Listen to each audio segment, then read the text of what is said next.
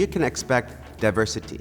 I think it's very important that in our days that we don't follow a role model and say she has to be skinny, 18 years old. We want to have diversity in age, in body volume, even in hair, because no hair is the same. You can be every day somebody else. You can say, I want to have braids the one day, I want to have volume the other day, I want to have a sleek look the other day. So play with your hair because no hair is the same and everybody's different.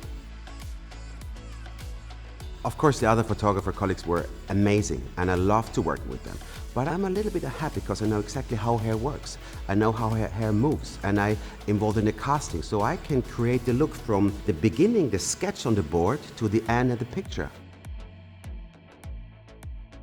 A masterpiece for me is something very special. You start to create.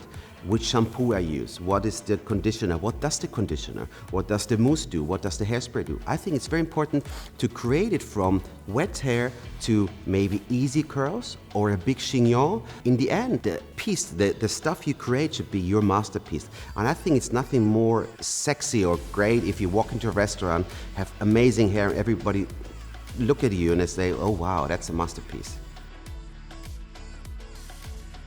If I see women on the street and I see the messiness in the hair, I see straight hair, I could tell a little bit about the personality.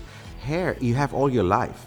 And I think you can tell stories in coloring them, in tonguing them in a different way. Every hairstyle, I would say, has its own story and it's a little masterpiece. I think in 2019 it's not important how old you are, what hair color you have, how long is your hair, how short is your hair. It's about how you play with your hair, how you feel yourself.